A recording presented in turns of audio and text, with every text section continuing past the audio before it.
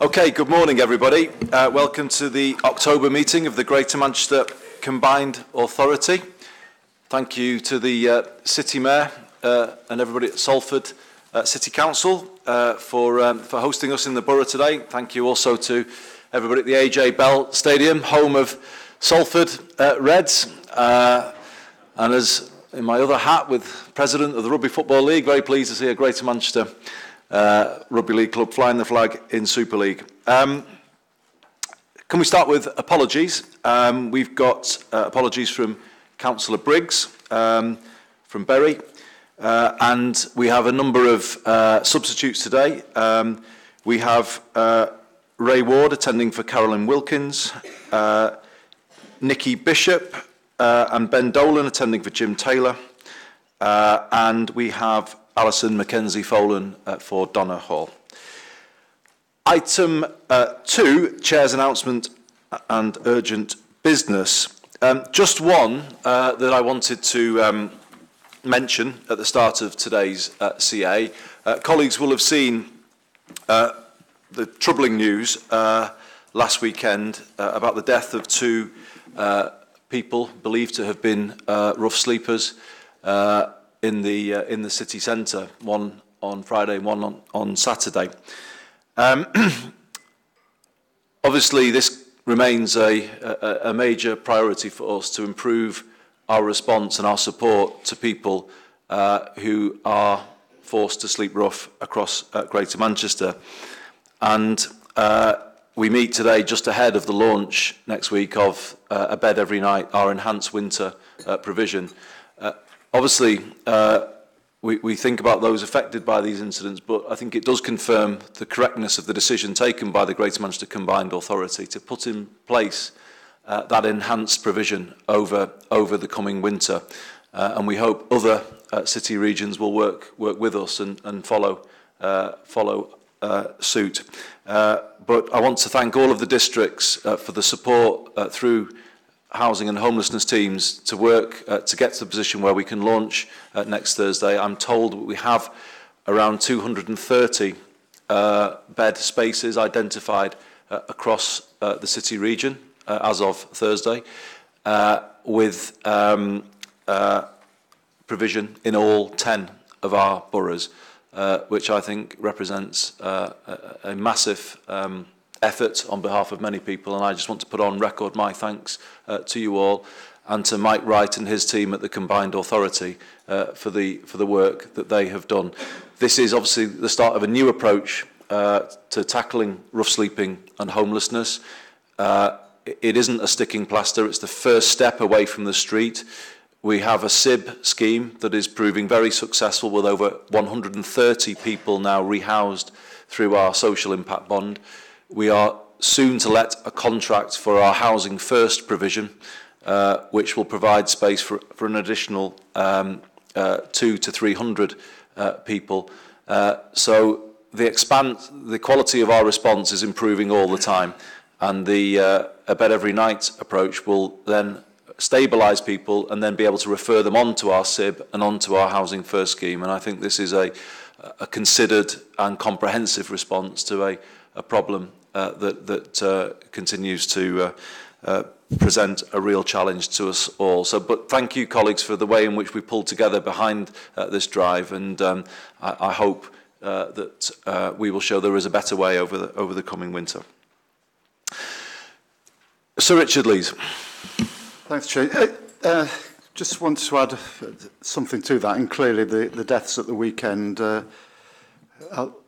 were tragic, and we want to avoid, as far as possible, deaths in those circumstances. But I think from the limited information I have about the two people, it highlights something else, which is that having a roof over somebody's head is quite often not enough, because to understand, although the two people were certainly rough sleeping when they died, that both of them were not homeless. Both of them actually had permanent accommodation.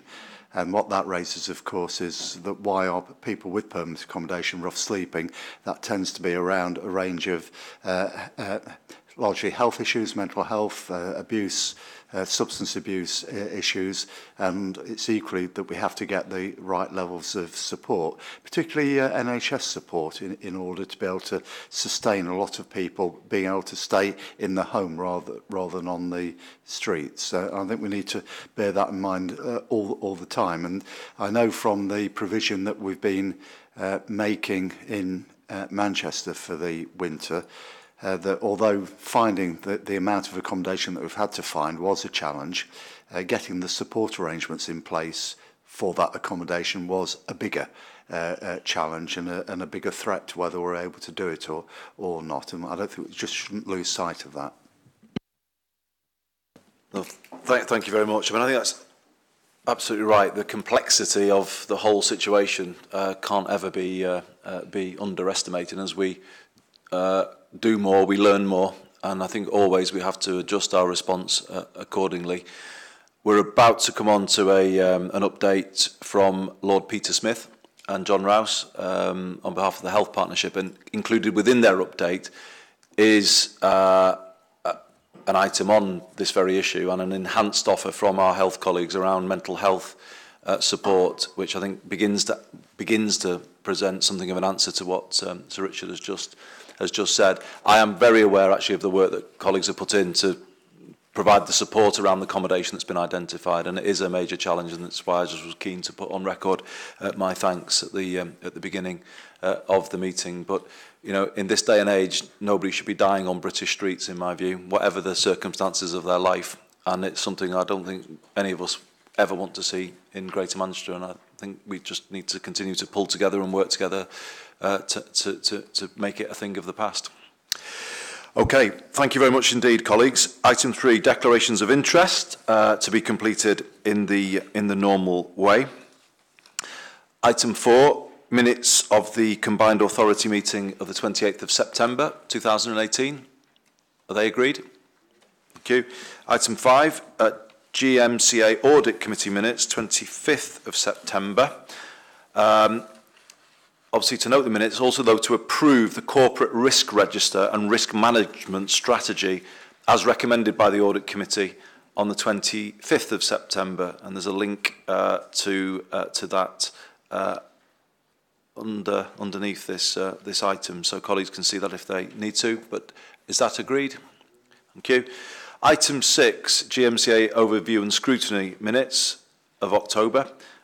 This is both the Housing Planning and Environment Committee and the Economy, Business, Growth and Skills Committee. Are they agreed? Thank you. Item 7, membership of the GMCA Resources Committee, which has just met, and this is to approve the addition of Councillor Linda Thomas and Councillor Brenda Warrington to the membership of the committee. Is that agreed? Thank you.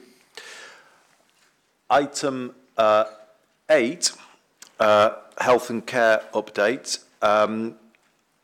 I think we have actually Nikki O'Connor representing John Rouse today. Nikki at the back of the room. Welcome, Nikki.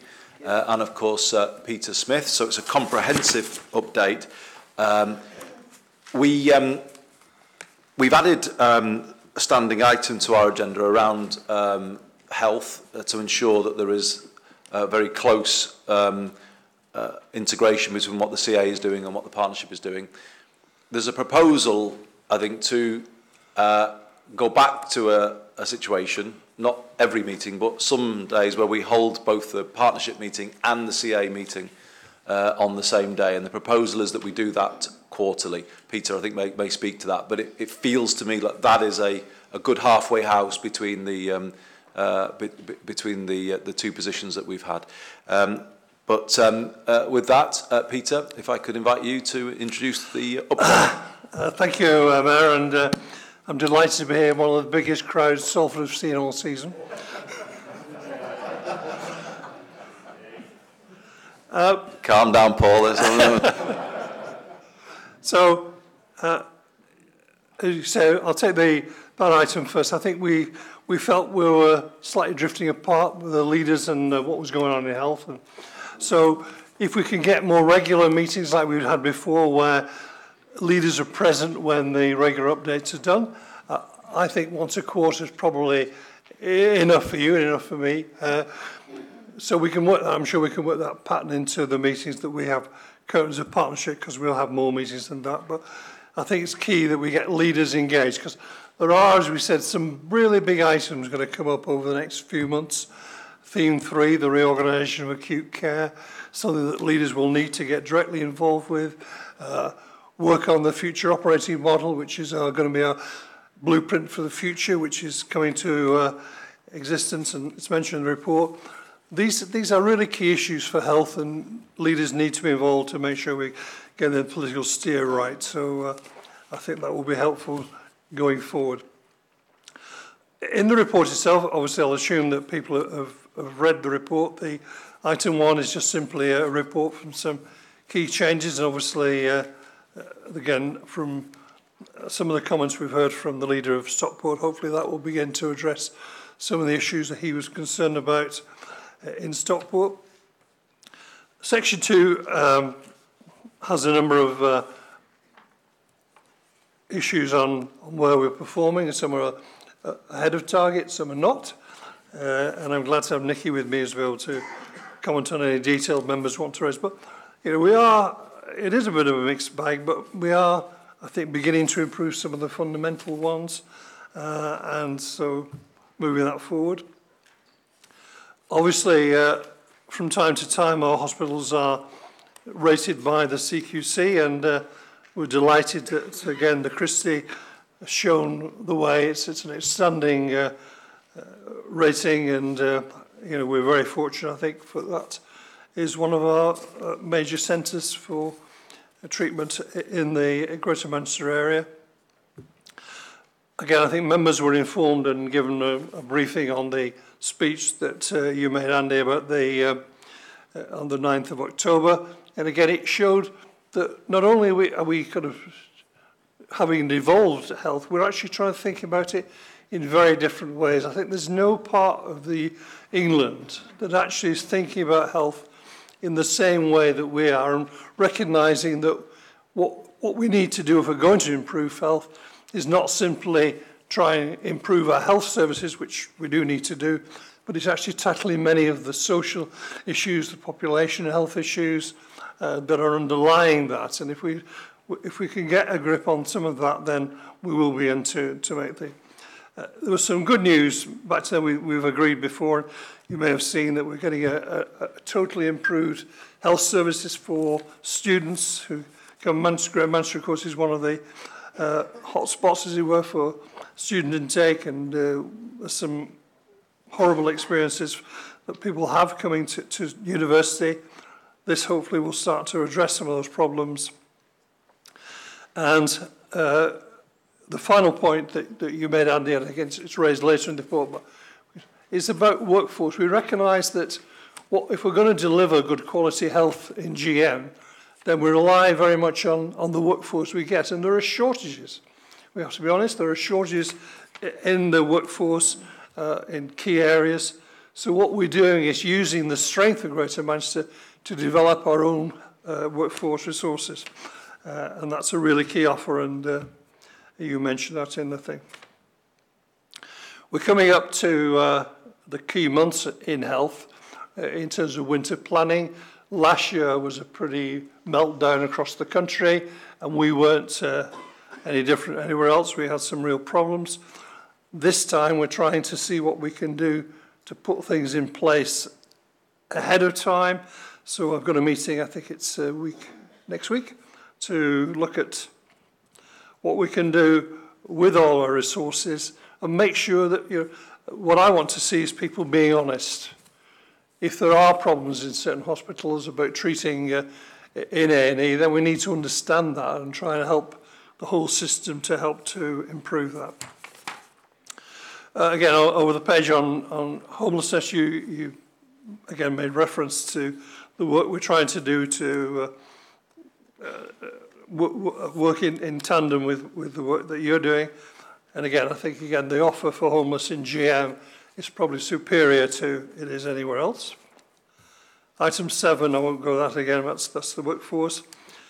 Great to see that we've got extended primary care. Again, in the principle we had in our health service, then we need to move more away from acute care and more into community and primary care. The fact we're getting more 7-day access to general practice is good for us.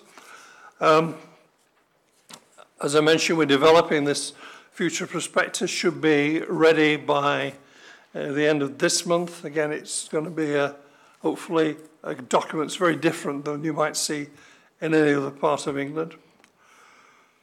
Item 10 is just an update on digital process. We recognise that we need to make sure we use digital records as much as we can to be more effective in treating people, and so there's some allocation of funding for that.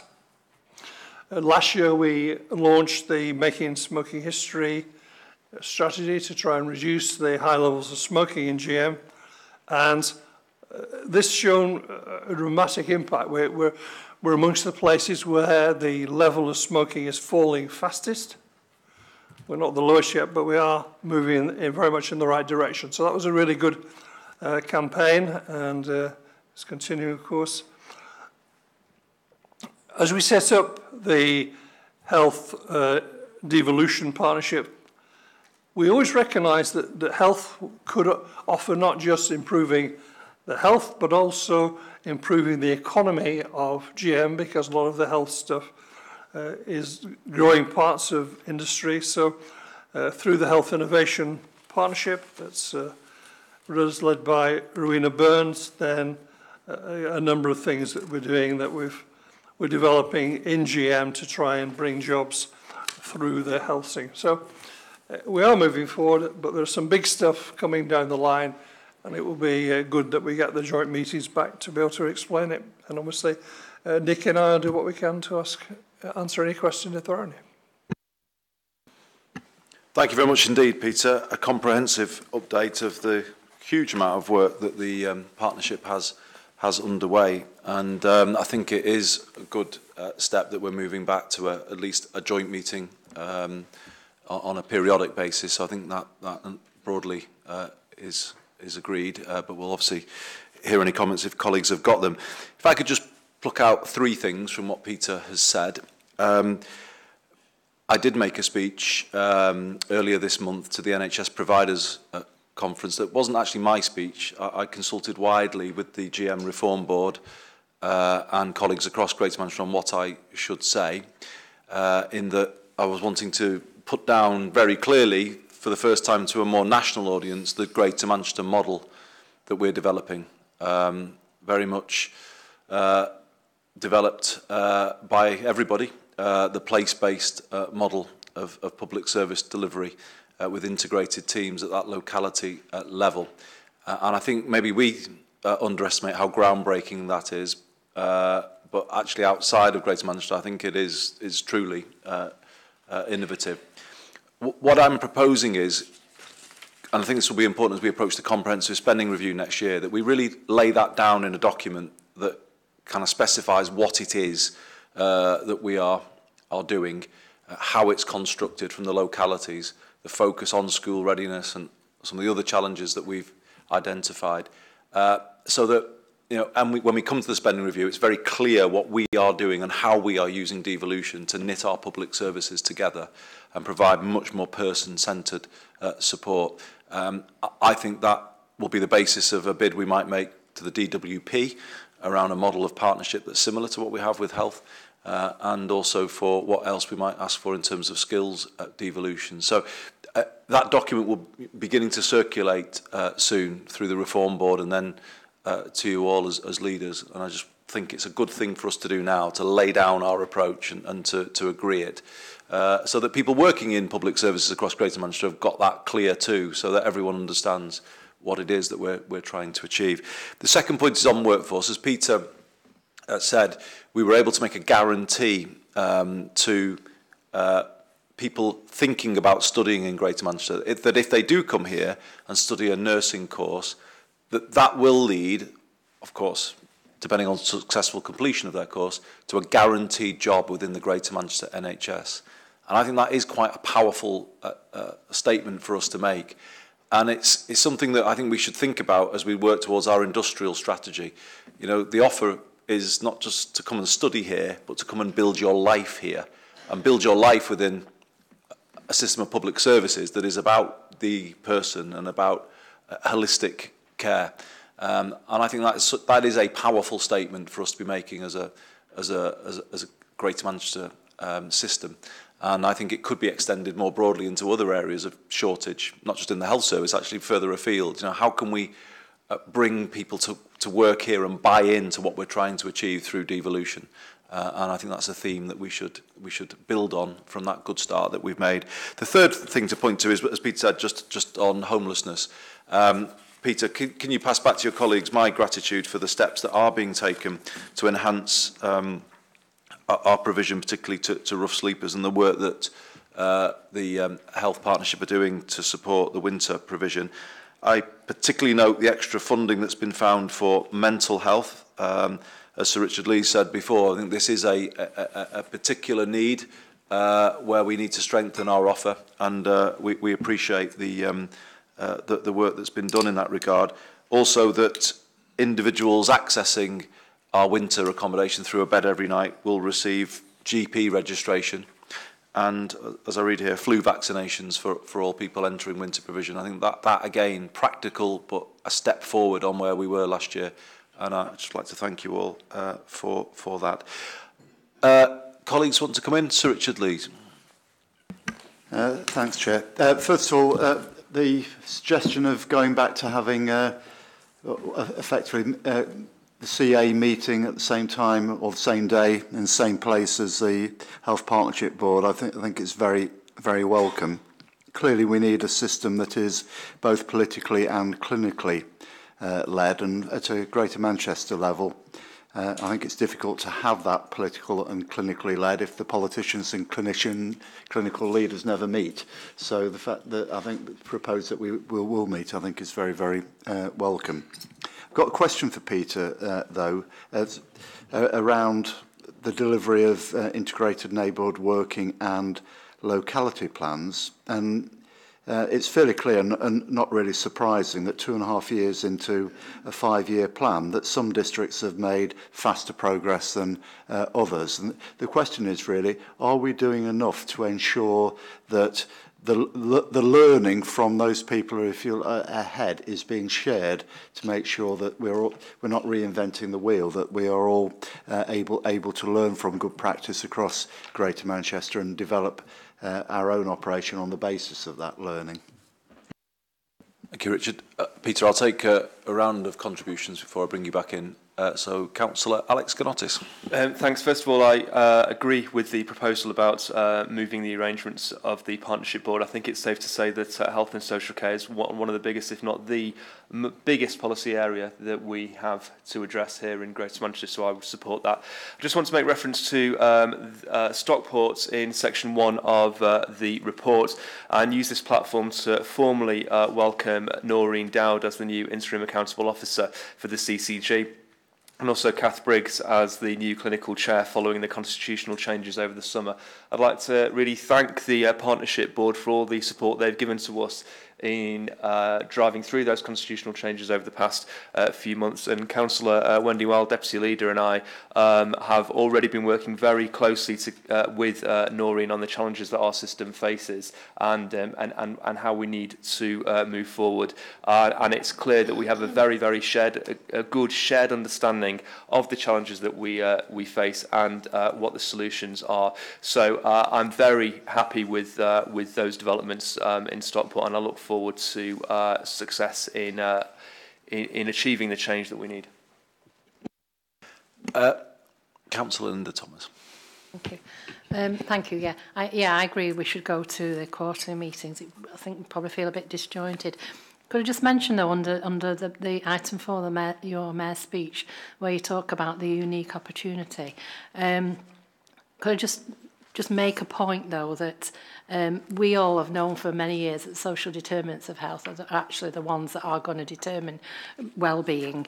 And if you look at in the paragraph where you talk about early years, it's about education, it's about aspiration and community, all these services that we actually deliver as the public sector are all very much still under threat. You know, we've been told austerity is over, but we know it's alive and well, certainly in Greater Manchester, and the pressures on these services to deliver is one that I think we just need to be very, very aware of. You know, our budgets are still being cut. Public health is one that's not mentioned here. The grant for that has virtually disappeared. And I was recently at the King's Fund where I gave a speech to some senior health professionals who are across the country are very, very sold on this way of working now. But at the end of the day, you know, we have to ensure that we have enough funds to be able to deliver that. And I think we need to be sending that message back to government. Thanks, Linda. Any other colleagues want to come in? City Mayor of Salford, Paul Dennett. Thanks, Mayor Burnham. I just wanted to comment really on what's contained in the support for homelessness update. I mean, I welcome the fact that within Greater Manchester now we have a hospital discharge protocol which works with obviously housing organisations and other support organisations in addition to the hospital trusts. And obviously that's to help discharge some of our duties around the Homelessness Reduction Act and the duty to refer. You've already drawn attention to the fact that we're looking at making progress really with tackling mental health amongst people who find themselves homeless and rough sleeping. And I'm pleased to say that, you know, Greater Manchester Combined Authority have contributed or are in the process of contributing towards that through the Trailblazer funding we've been successful in downloading. I'm also mindful that GMFRS are also partnering with us around this in terms of providing accommodation around bed every night. So I welcome that development as well. I guess for me, though, is some of this update fits within a broader context of what we're doing around, as you've already highlighted, on the social impact bond, where 130 entrenched rough sleepers have found accommodation within Greater Manchester, which is a fantastic achievement. And then early in 2019, next year, we are going to be rolling out Housing First across Greater Manchester, again with the aim of assisting around 400 people in Greater Manchester. But getting back to the point that was just made about the wider determinants of health, homelessness and rough sleeping, I've made this point many times before, is a symptom of a failing system. And actually, once we start to support people who find themselves homeless and rough sleeping, we need to quickly turn our attention to the system itself, which is obviously causing homelessness and rough sleeping in the first place. So what I'm talking about there is looking at the impacts of welfare reform, no-fault evictions, what's happening within the housing market, where housing is becoming increasingly unaffordable for many people, what's also happening in our labour market within Greater Manchester in terms of precarious employment, low pay, zero-hour contracts, pushing people into precarious lives. And as Linda has already highlighted, cuts in local government has had a profound impact on how we as a system here in Greater Manchester respond to the homelessness and rough sleeping crisis we currently find ourselves dealing with. Why? Because we've lost supported accommodation within the system. And it's interesting that our health colleagues have done some work recently on looking at the relationship between health and housing, and they're telling us, certainly over the period of the GMSF, so the 20-year plan period, we need around 15,000 supported accommodation units across Greater Manchester to meet people's needs. Mindful that that isn't all about tackling homelessness and rough sleeping, but clearly it's an indicator that austerity and how it's disproportionately played out in local government has actually been part of the problem here, creating problems for us. So I guess it's a plea from me to ask that moving forward, let's start tackling those wider determinants once we start dealing with the problem of homelessness and rough sleeping and making sure people have got a roof over their heads. Thank you very much indeed, Paul. Councillor Brenda Warrington. Thank you, Chair. It was just on the point of neighbourhood working, actually. In Tameside, we have been working very, very hard to introduce our neighbourhood working model for some time now, and I'm really pleased to say that we're doing very, very well. It's not completed yet, we've still got lots to do, but it is working very well, and we are finding that it's helping to ensure that the people that may normally present at the doors of the hospital, of the A&E, etc., are now finding that there is provision within communities rather than having to go to the hospital to deal with their needs. And so I'd just make an offer to any district that we're happy to share what we've done and what we're currently doing and what we're planning to do with anyone who may be interested if you feel that that might be helpful. So it's an offer I would like to make. Thank you. Thank you very much, Brenda. It links to Richard's first point. Councillor... I was going to say, I knew Andrea, but I had Simpson. I was in front of my... Apologies. Councillor... Thank you. I'd just like to say thanks, Brenda, for actually hosting Bury. We actually went and looked at the neighbourhood working, and I think as local authorities we can learn from each other, and we were very impressed with the work around assistive technology, which I think we could all benefit from in Greater Manchester. I'd also like to make one additional point about the GP extended access. Although in theory it works well, I think there are issues around the cost effectiveness of extended access in GP surgeries, and also I think it's impacted as well on workforce being able to get the workforce to deliver in that environment. Thank you. Thanks, Andrea. Councillor Sean Fielding. Thank you, Chair. Whilst we're on the subject, I can't waste the opportunity to talk about our integrated services and reform agenda in Oldham, which I'm very pleased to see the Deputy Mayor, Baroness Hughes, is coming to visit on Monday to see some of the work that we've done, particularly in some of our more deprived estates, such as Holts, where we've brought together health, housing, policing, and all manner of other different services that have really helped to reduce the demand on acute services further down the line, like the hospital and like our integrated care centre. I do go around and talk about this quite a lot and really make the case for how far we've come on integrating services in Oldham and public sector reform, and what a great job we're doing. But however, colleagues will have noted that in a recent report it was shown that Oldham Council was the 6th hardest hit authority in the country in terms of austerity, and we've lost 42% of our budget since 2010, which equates to £208 million. And whilst we're very proud of our innovation agenda, picking up on what City Mayor Paul Dennett said, no amount of innovation is going to replace the amount of money that has been lost from Oldham Council.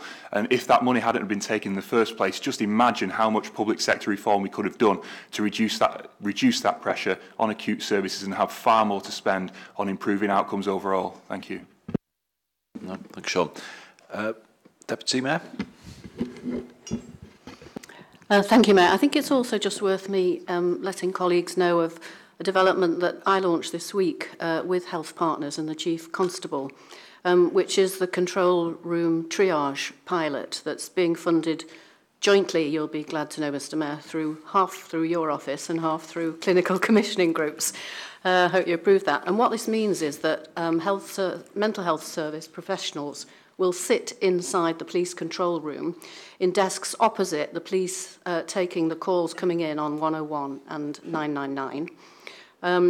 It's been going 8 weeks. We funded it for a pilot of 18 months and we're going to evaluate it, but it's already showing really some significant benefits. Firstly, for the people concerned, because they get a better outcome. They don't end up generally sitting in A&E with a police officer for 4 or 5 hours. Because the health professionals intervene. They not only advise the police officer who's responded by talking to them on the phone at the scene, they have in a number of cases talked directly to the person concerned who's in a crisis and been able on many occasions to talk to that person, to reassure them, to set them up with an appointment for the following day with a healthcare professional, and so avoided what usually happens, which is that the person ends up on a Section 136 order and emergency treatment, or, as I say, ends up sitting with a police officer in A&E for hours on end. So that's just another variant on this theme of partnership working and the jointness with health and other services, which is, I think, going to produce some very good outcomes for people. Thank you very much, Bev. I mean, it gets more impressive all the while, the quality of the joint work that's going on across Greater Manchester. Peter, can I invite you to, or Nikki, to pick up any of the comments, questions raised by colleagues? Yeah, thanks for that. Thanks for the comments. We are, as I said, about to produce our part of the prospectus that you talk about. But I think, listening to what colleagues said generally, I think it shows that the work that's being done through the Reform Board is really necessary, because health is an important part, but it is only a part of what we need to do. We need to work with other agencies and other local authorities to make sure we can improve circumstances. So we recognise that's the way we need to go forward. And please, people think that having more joint partnership meetings would be helpful, and we'll do that. Richard's comment on locality plans. We are, I think, now getting to the stage where I think we need to be more interventionist.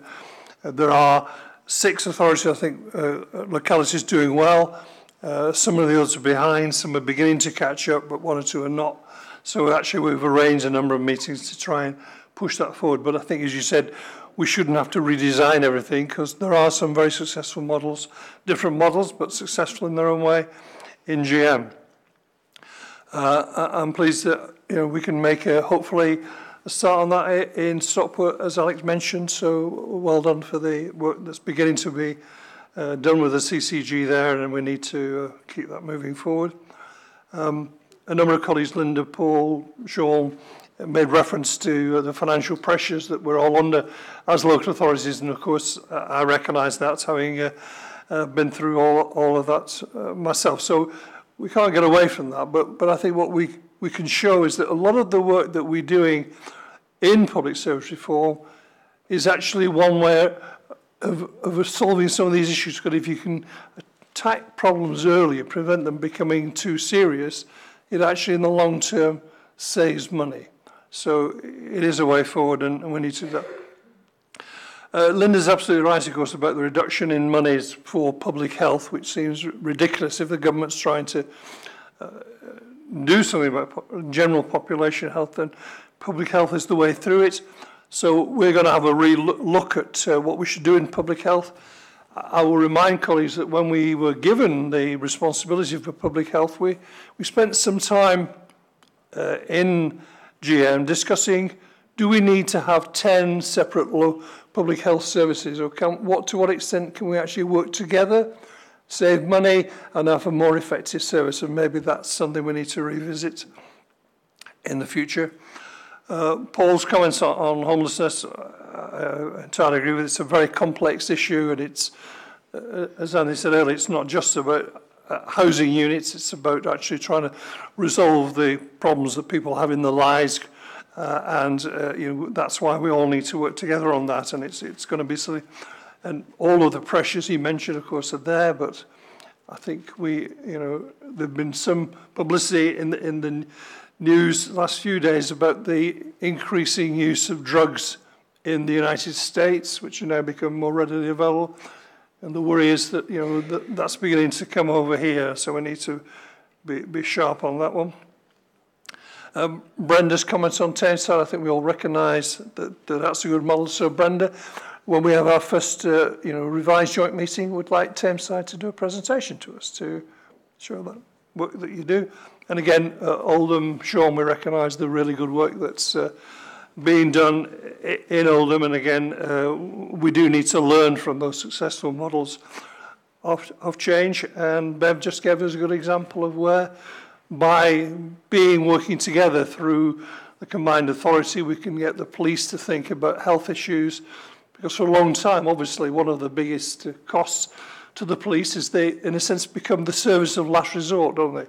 So if somebody gets with mental problems, gets in with a policeman, they're often having to stay there for a considerable amount of time, therefore not able to do other duties, when really they're not qualified to that. So if we can actually start to use mental health support for people who need it, then we will be able to not only improve their mental health of those people, but also hopefully improve the effectiveness of the police service. So I say thanks for the comments, and we'll look forward to the joint meetings.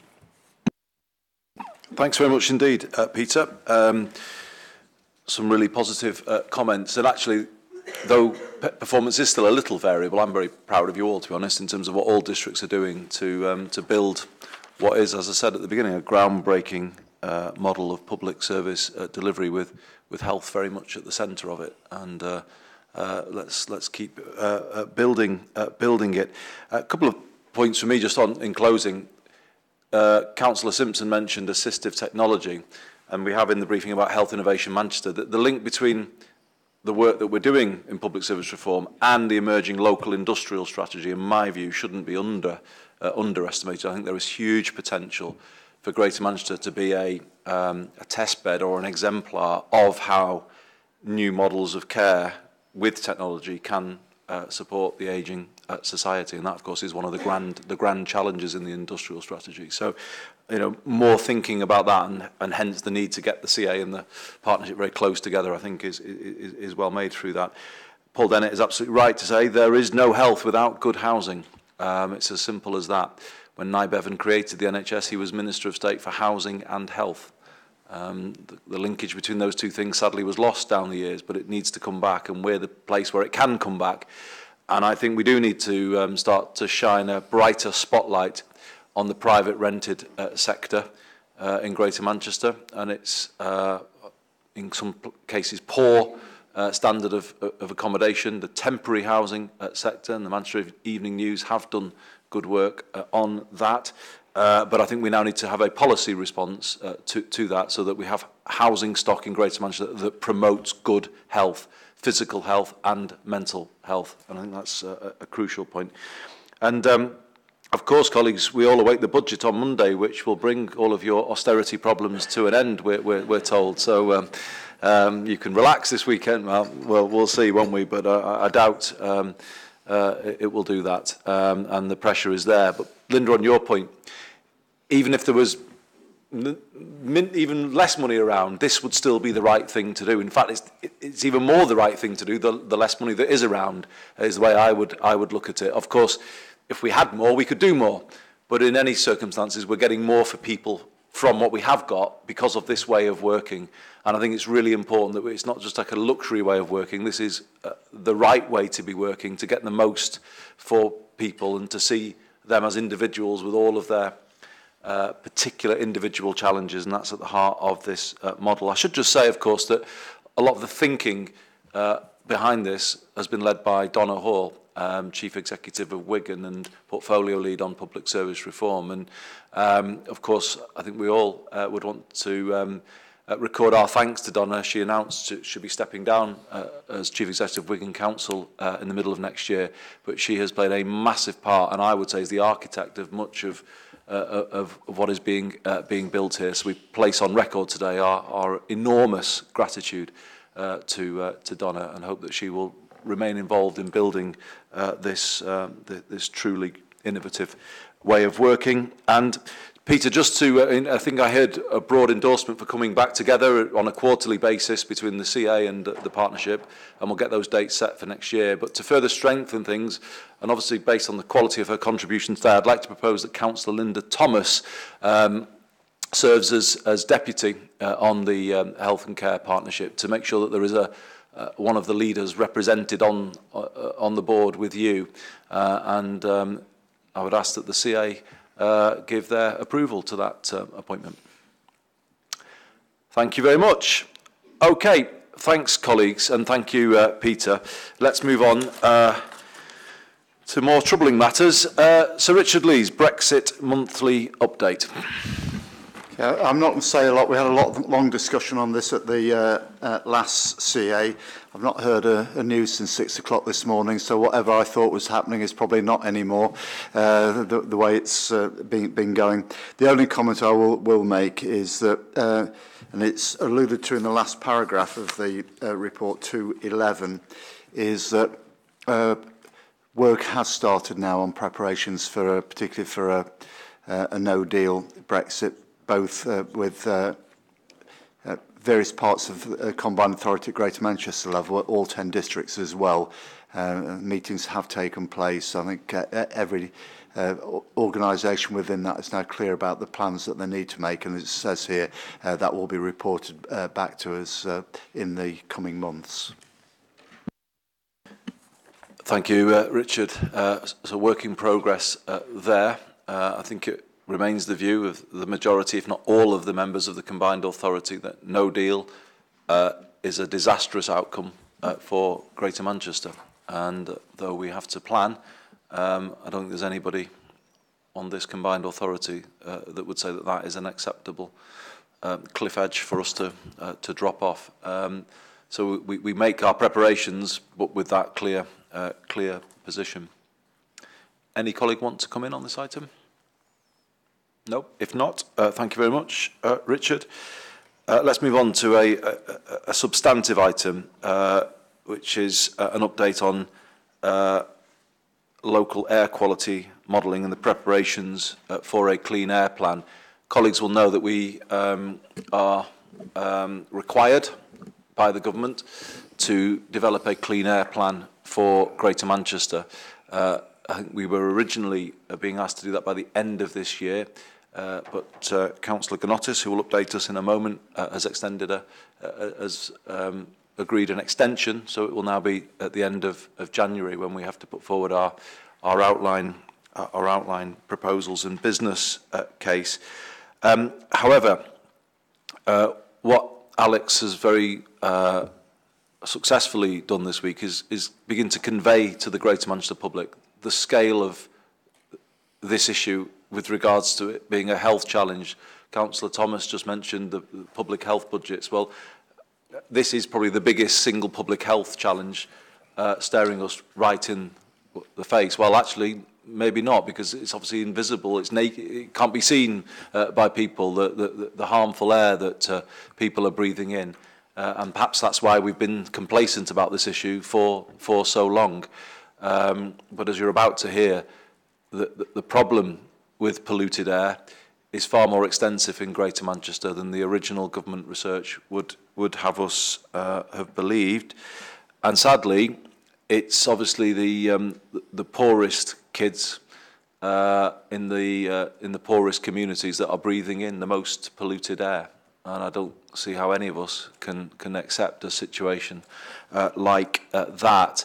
But also, interestingly, it's motorists that are more affected too, in that the most polluted air comes back through the air conditioning systems of cars, and it's walkers and cyclists that are more protected from it. And that points to a need for a discussion about how do we promote behaviour change when it comes to transport across Greater Manchester. So a major item, not one necessary for decision today, but obviously will now become a big area of our focus as we build towards January and the submission of our outline plan. So thank you, Alex, for all of the excellent work that you've done to date to get us to this position. I'll hand over to you to provide the update. Thank you. Well, the paper goes into some background as to this issue in terms of why we are required to do this work. But essentially, we are in a position where legally we have to bring down nitrogen dioxide exceedances to legal limits by 2021. And we have to come up with a strategy that achieves that in the shortest possible time, which is 2021.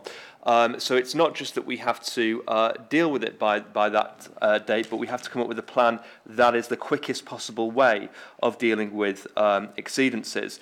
Now, just to start off by saying that air quality has been an issue for a long time in Greater Manchester, and we have been aware that it has been a major issue for us for a long time, and we have existing GM-wide strategies on air quality that we have been following, and we have seen notable improvements in air quality in recent years, and we have been reporting against that. However, it's not enough, and one of the purposes of this paper is to set out exactly why that's not been enough in terms of compliance with legal levels. And I think it's very important that if we acknowledge this as a GM-wide issue, there has to be a GM-wide solution to it. I think we can achieve much more on this very difficult agenda by the 10 authorities, the CA and of course TFGM working together than if we were to try and deal with this in an isolated way amongst individual boroughs.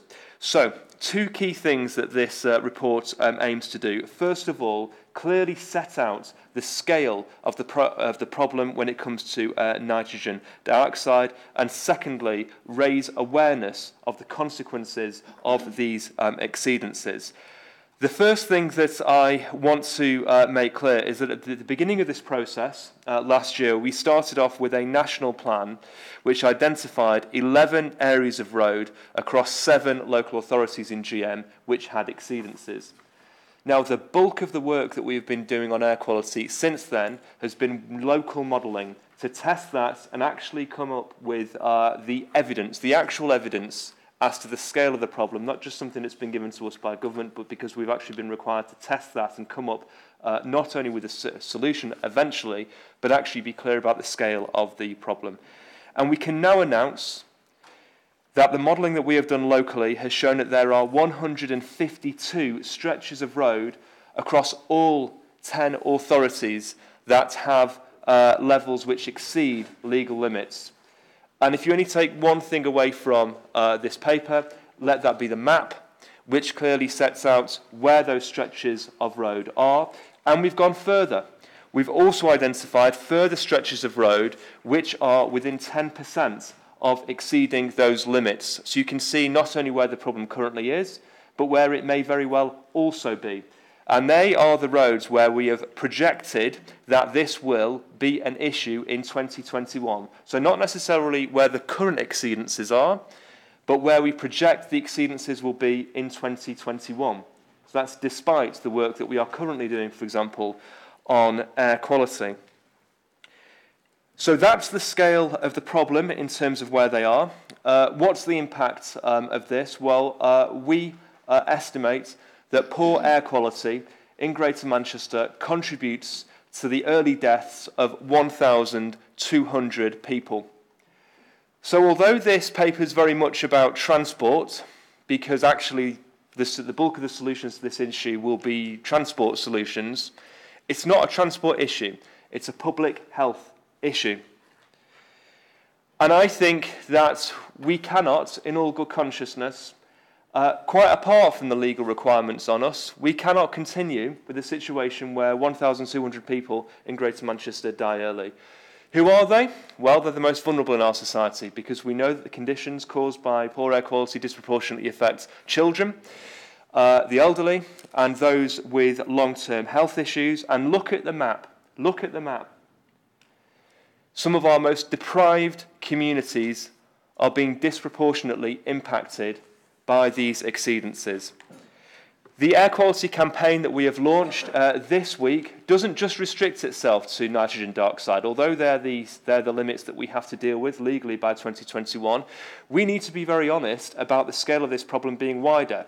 It's not just about nitrogen dioxide, it's about particulate matter, the very fine dust that is created by road travel that impacts on people's health, as well as wider contributions to poor air quality.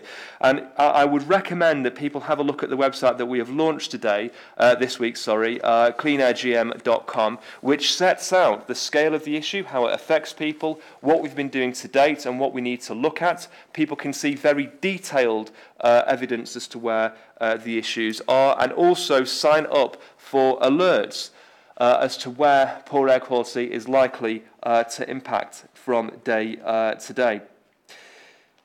So it's clear that the existing strategies are insufficient, and really the point of this report is to raise public awareness, start that conversation, and help us towards that solution that we will need to find for Greater Manchester. We could have delayed publication of all of this information until we're at the stage where we had a solution that we wanted to take forward. But I think that would have been wrong. We have this evidence. We need to put it out there. We need to start that conversation. People need to engage with us on that. Now, we are required, again as part of this legal process, to submit a business case to government in January, setting out our preferred option as to how we will deal with these exceedances. But let's be quite clear, as the Mayor has just said, that will not Not just today is not about making a decision. January is not also a formal decision. It's a business case with evidence that we think is the way forward for Greater Manchester. And it's highly likely that that would then have to be followed with a process of public engagement or public consultation, depending on what that business case states. But let me say once again that will not be a decision, and any formal decisions on this will also need to go through individual councils. But I think we also need to be very realistic and start that conversation now about what some of these solutions will be. And we've started that off in the paper in Table 1, where we've set out some shortlisted measures. There are a number of things that we can do. So increasing capacity in terms of the road network and how traffic flows is very important. Here, incentivisation for electric vehicles. Also walking and cycling, actually. Did you know that 30% of car journeys in Greater Manchester are less than 1 kilometre? So when people quite often say, I don't have an option but to use my car, well, in many cases, that might very well currently be the case. But in 30% of cases, you can challenge that assumption. And there are things that people can do to change things. And we do also know, I mentioned children, that poor air quality around schools is a severe problem in Greater Manchester. And I think there's a big contribution that we can make there without any increased investment, without any increased asks of government. But you'll also be aware of the fantastic work that we've been doing, for example, with Chris Boardman on improving walking and cycling infrastructure here in Greater Manchester to provide those alternatives. And I do come back to that point that the Mayor made, that one of the things that we are doing as part of this awareness campaign is setting out that if you're travelling along a polluted stretch of road, the worst place you can be is inside a vehicle. So quite often people say, well, I'm not cycling down that road, I'm not walking down that road, it's polluted, I'm going to travel in my car instead. Actually, the truth is the other way around. And I think there's an important debate to be had there. But let me also be very realistic about this. We can make improvements, but I don't think, as things currently stand, we can make sufficient improvements to deal with this issue without support from government. And we really need to start that conversation now. First of all, I think that we need a comprehensive scrappage scheme for private vehicles. Let me be clear that the modelling that we have done has shown that the majority of private vehicles in Greater Manchester are fine. They are compliant with what is required to bring air quality down to safe limits. But that is not the case for all vehicles, and I'm talking here about particular types of older vehicles. And actually, we need to support people, because I've talked about poorer and more deprived people being disproportionately impacted on air quality. They will also be disproportionately impacted by a solution that does not provide, and let's be honest about this, financial support to allow those people with older vehicles to change those vehicles. And that's going to be a big ask of us by government. We also need a comprehensive clean air fund to do things like retrofit buses. Buses are actually a very big contribution to air quality here in Greater Manchester. But we want more people to use the bus for reasons that we have talked about in many times here in the Combined Authority. So we want to work with the bus companies and with government, because actually, to be fair to the bus companies, they can't do this themselves either, on retrofitting. And there are other things that we'd want to fund out of that transport fund. And I think that, I don't think we're in a standoff with government on this at all. I don't think we have a problem with government on this, because the existing amounts of money which the government has set aside for a clean air fund, I think are clearly insufficient. But when the government set up that fund, it was based on the national modelling, which suggested that the problem is far smaller than what we now know it to be.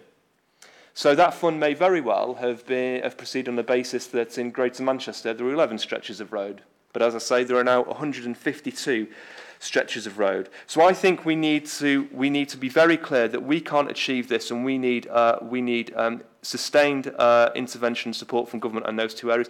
But this is a partnership. This is a partnership. We have the same objectives as government when it comes to dealing with air quality. It's about how we achieve those objectives. It has to be a partnership. It can't just be something imposed on local authorities. And in terms of our third ask, and this is really significant, have a look at that map. There's one glaring omission from that map, and that is primarily the M60, but also the wider motorway network in Greater Manchester. Where you see red lines along the M60, it's not actually the M60, it's roads immediately adjacent to the M60. The motorway network is a big contribution to poor air quality in Greater Manchester, but Highways England are not formally part of this process and are not being made to work to the same requirements as we are. And it goes further than that, because look at some of the road network that we are responsible for, where the exceedances are. You don't have to be an expert to see that for many of those roads, that is traffic caused by the M60 and some other motorways here in Greater Manchester. Traffic caused by going onto and off the motorway. I obviously know more about the Stockport network than anywhere else, and if you look at the A34 between Cheadle Royal and the Gatley Junction at the, of the M60, it's clear that that traffic is being driven by the motorway network. Now, Highways England have to be a formal part of this and have to be part of the solution.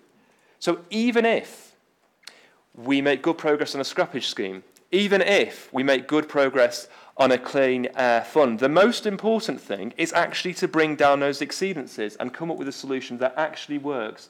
And I think we need to be very clear that Highways England needs to be part of that. So I look forward to this debate over the next few months in terms of the scale of the problem and the impacts it has on people, and start that conversation about how we move forward. But we need to be absolutely clear. We are committed to dealing with this air quality issue in Greater Manchester, but we cannot do it alone, and we have to work in partnership with government. Thank you very much indeed, Alex. Excellent summary and comprehensive run around the issues that we've got to consider over the coming months. Are any colleagues like to come in and contribute on this? Councillor Brenda Warrington. Thank you, Chair, and certainly thank Alex for, as you say, a very comprehensive report on this matter. There's just one area I'd like to mention that hasn't really come up in the report, and that is our need to try to perhaps persuade people to change over to electric vehicles as opposed to petrol and diesel. But what we're finding, we've had a look in Tameside at our own fleets, if you like, of council vehicles. And whilst we know we can exchange some of the smaller vehicles with electric without too much of a difficulty, we know that some of the bigger vehicles, for example, our refuse vehicles, there is one electric refuse vehicle in the whole of the United Kingdom. We don't know where it is today, I've got to say. It seems to travel about a little bit, but the vehicles that we need to be trying to purchase are just not available. Manufacturers are not making them for us. And some of the bigger vans, for example, also, you just can't buy the electric ones. And if we're going to try and incentivise, people, but it's not just people, it's businesses, isn't it? That are running the large HGVs, etc. We've got to ask government to try and do something to make sure that they're available to purchase when we're asking people to actually change their mode of travel. So I do think that we could add that to our ask of government.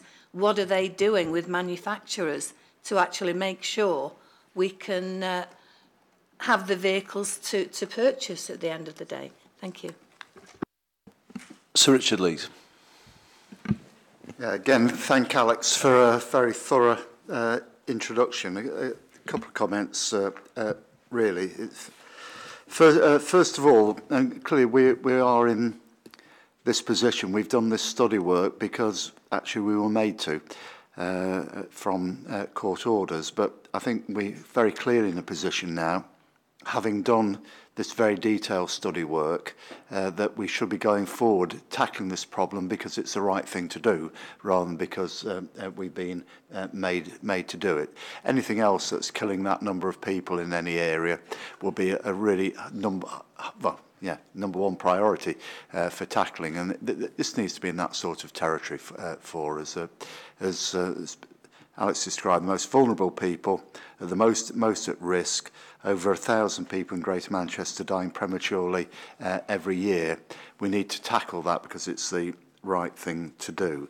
I think we also need to be wary, and that whilst this is not the time for solutions, that will come in a couple of months, of false solutions. And traffic management, improved traffic management might make some difference, but it's going to make nowhere near the difference that we need to make to get clean air through Greater Manchester.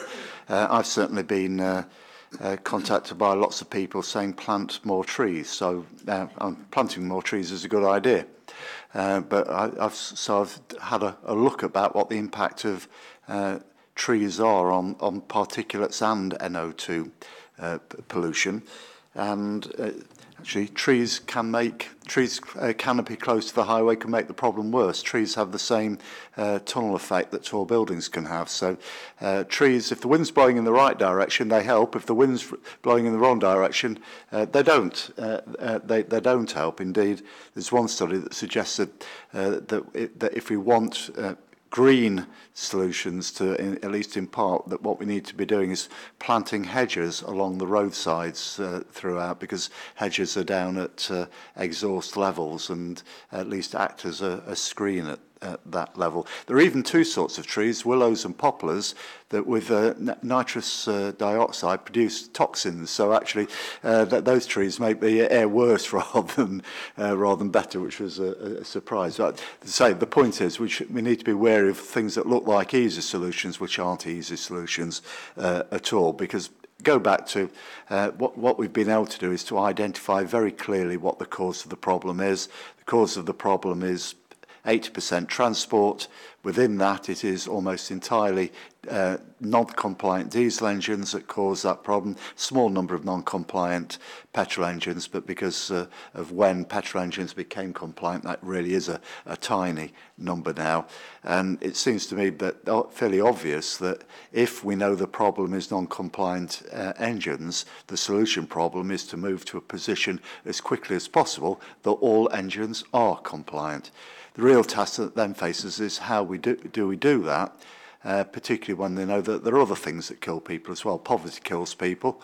That we know that a lot of the people with those older non-compliant cars are people on low incomes. Quite often that car it's not the 1 kilometre journey that Alex talked about. It is that necessity to get to a job that's quite often in the hours when public transport isn't operating, in places where you can't get to.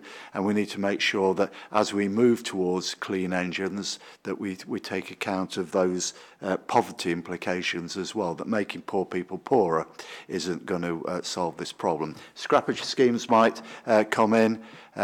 The exemptions we might have in any scheme that we're operating might come into to that. But I think ultimately we do need to be clear that at the end of a process, how we get there is going to be difficult. At the end of the process, we've got to be in a position that in Greater Manchester, every engine is a compliant engine.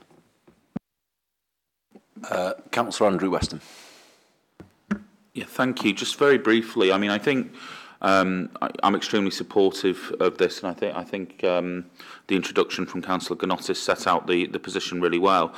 It is a shame, I think, that the timeframes that the government have asked us to act in with this don't allow us to make the significant infrastructure changes to our public transport system that would enable us to take a really holistic approach to this. Having said that, I'm really supportive of the asks of government that Councillor Ganotis set out, in particular around the scrappage scheme. It's absolutely imperative that we do provide support, particularly for the poorest and most vulnerable people, to be able to upgrade their vehicles.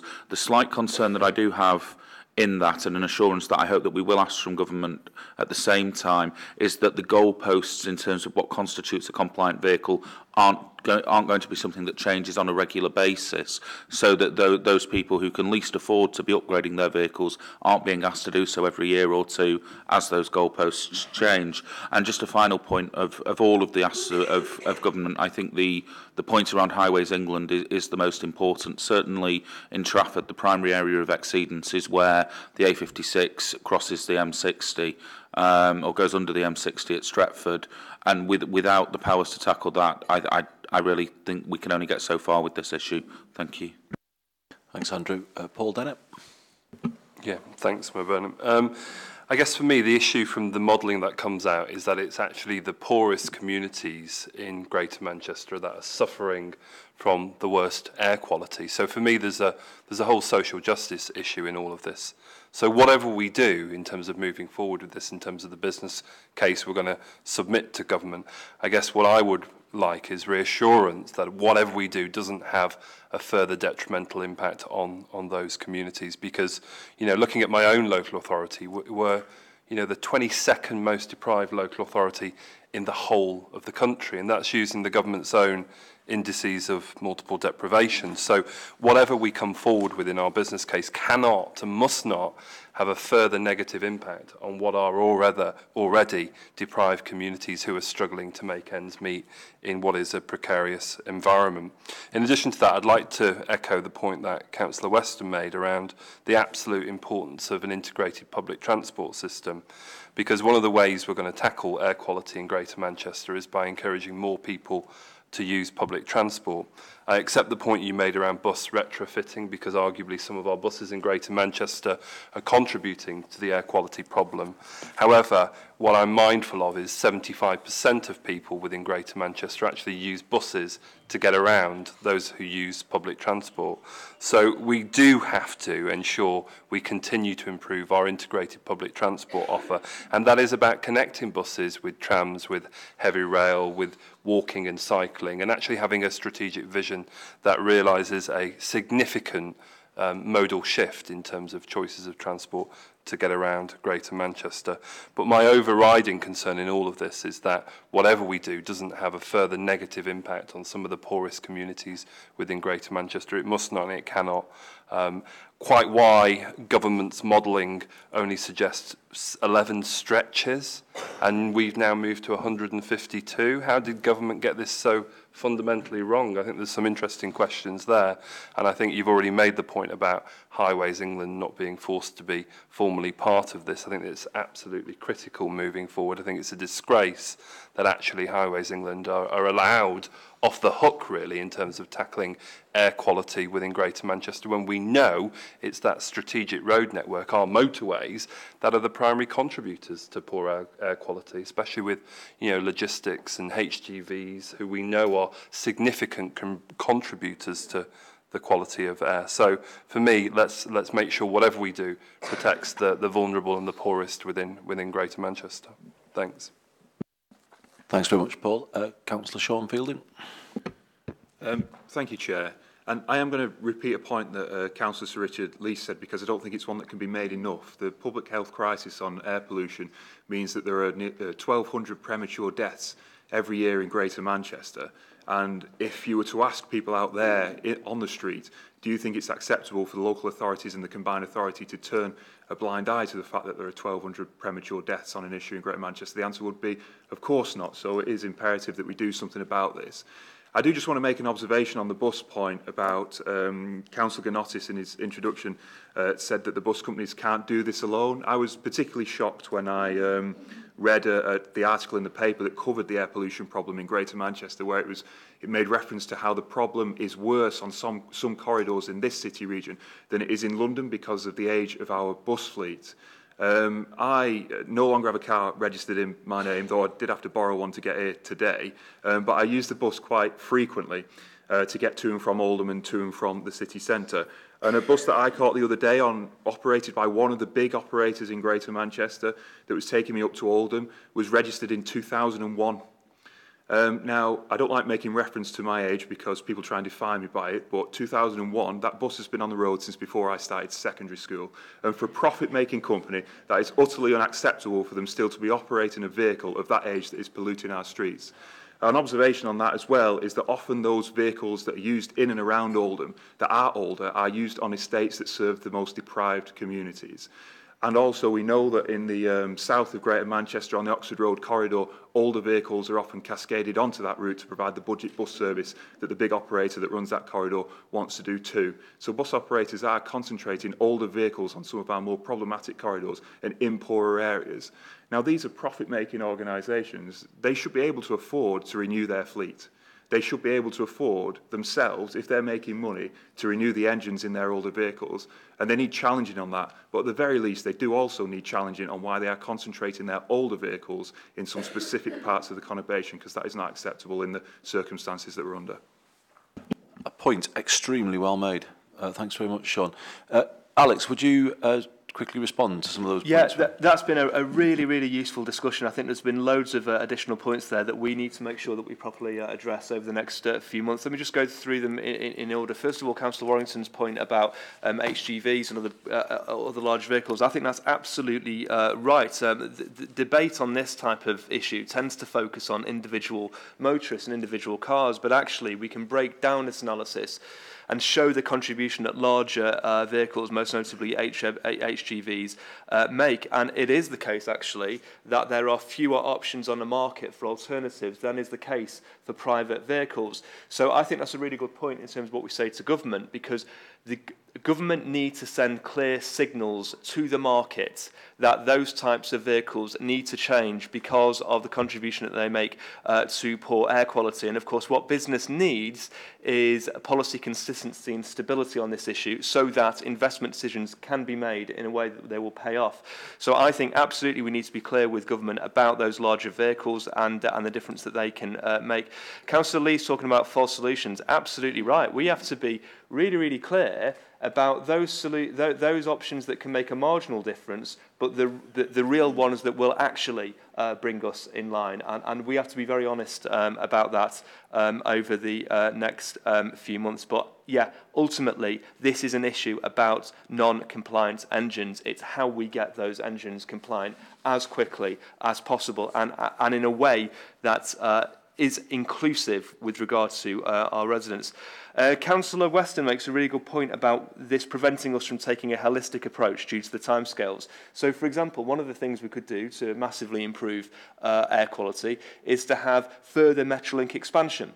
To put serious investment into our railways, have more railway stations so people so the railways are more accessible to people. That would make a big contribution. But even if we had the money, we couldn't deliver things like that by 2021 and therefore wouldn't be able to include it in our modelling. But that doesn't mean that we just have to focus on 2021. In parallel, we have to keep up the pressure and keep up the work and keep up our commitment to those long-term public transport improvements so that we give people, we don't just clean up the engines, we give people proper, viable alternatives to their cars. But because, yes, so many people drive to work and access employment through using their car because they have no alternatives. That will be challenging to deliver by 2021, but that has to be our ambition. And indeed, in next month's CA meeting, we have got the annual update of the TFGM 2040 strategy, and we can therefore have that wider discussion about public transport. Councillor Weston also talked about the need for consistency and not moving the goalpost. One of the problems that we have had in recent years, even during the past 12 months, has been the government shifting the goalposts on what is required of local authorities. We need a plan from government and policy from government that they will stick to and we can plan and deliver against. Mayor Dennett's absolutely right. The solution cannot cause further detriment to our communities that are already being affected by air quality. So here I'm talking about hitting people in their pockets. We cannot have a solution that does that. We have to bring people with us. In terms of how did the government get it so wrong, I just don't think, I mean, this is my view, I don't think that the analysis that was done by government in terms of that national model was used the same methodology that we used. I don't think it was detailed as what we use. If you look at what we took into account in determining exceedances, we took into account many more factors than the government did.